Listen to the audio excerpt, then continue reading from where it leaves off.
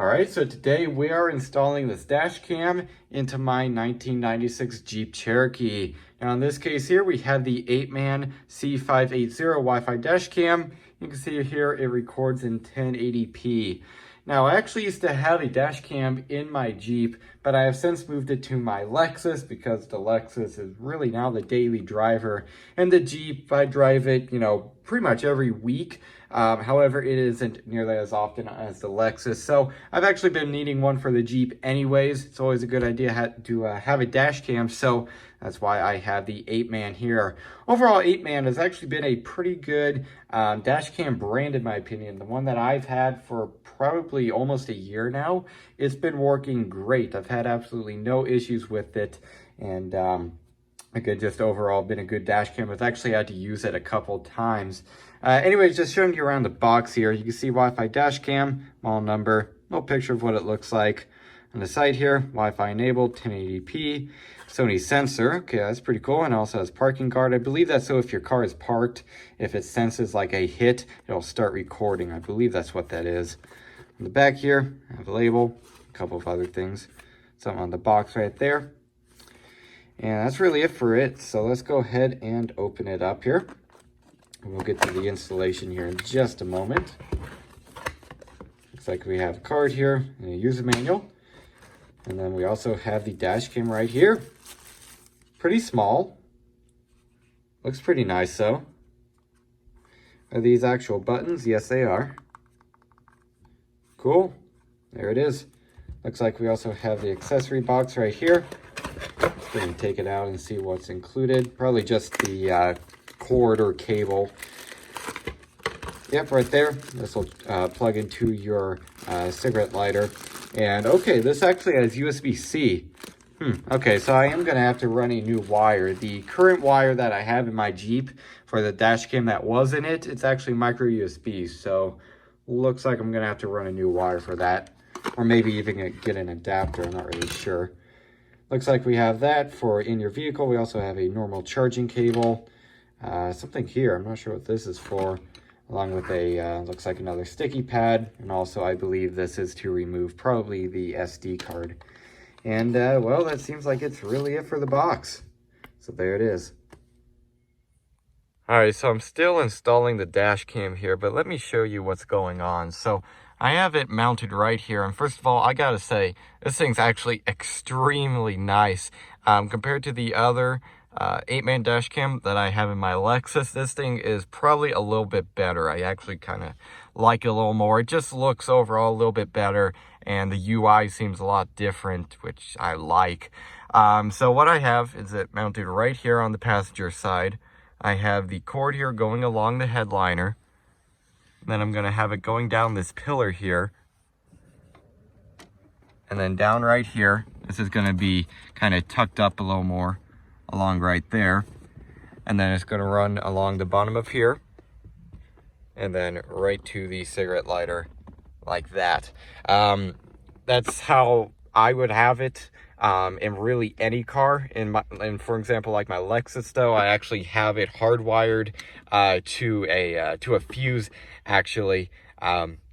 So then I don't have to plug it into like a cigarette lighter or anything. But for now, for in here, since this isn't my daily, this will work just fine. So yeah, there it is. Alright, so I now have the dash cam installed here. It's mounted up on the windshield. It's very solid. And I have the cord here going along the headliner. It's tucked up in here along this pillar. It's also tucked up in there. Goes along here, which by the way, to tuck it into there, I actually used the included crowbar. I kind of found it funny that they included that, but I used it and it worked great. Then I ran along here and then to this port right here. Now I think what I'm going to do is I'm actually going to order I think it's a mini USB to USB-C adapter, because I currently actually have a cord running from back here from a USB port all the way to up here. That was for my old dash cam.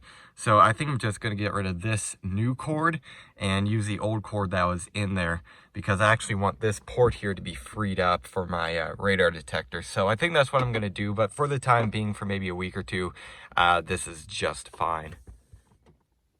Alright, so it has now been a few days since I put the 8-man dash cam in here, and I've got to say, so far it's actually been working very good. I've been really happy with it. I still haven't changed out this cord yet. That will happen soon though, but so far, absolutely no issues, as you can see here. So very nicely mounted on the windshield there. Just make sure you have a clean windshield to mount this thing to, and you should have absolutely no issues with it falling off or anything like that. So yeah, overall pretty happy with it. What I'll do next is I'll actually put up the nighttime and daytime footage. So let's go ahead and do that now.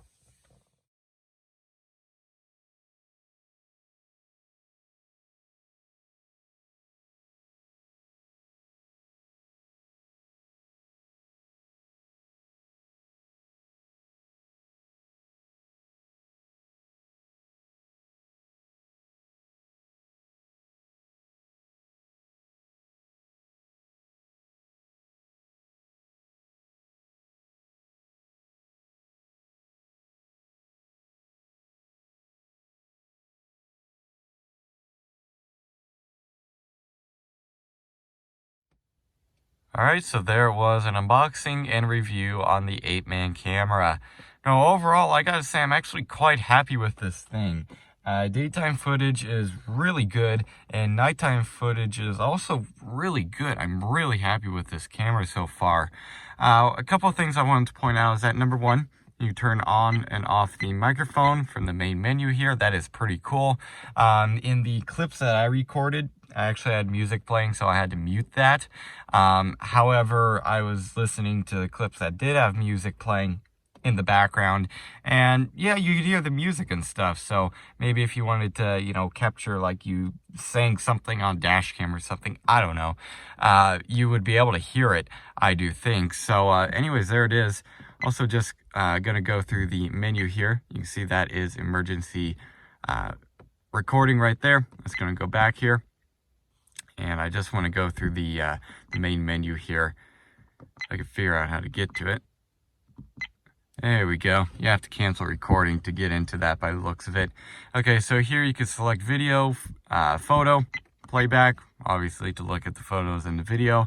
And then you also have setup here. I'm just going to scroll through a couple of the settings in case you're wondering what mine are.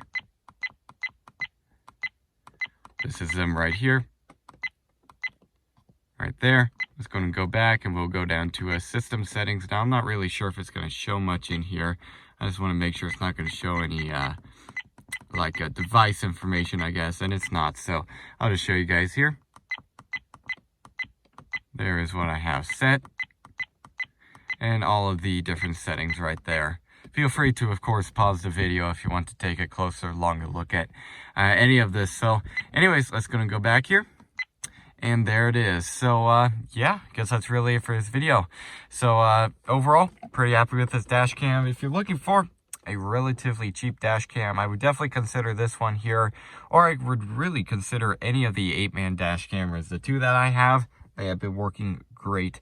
The one in my Lexus, again, I've had for probably a year now, and that thing's been working great. And then this one in here, I've had for just only a couple days, but again, it is still working great.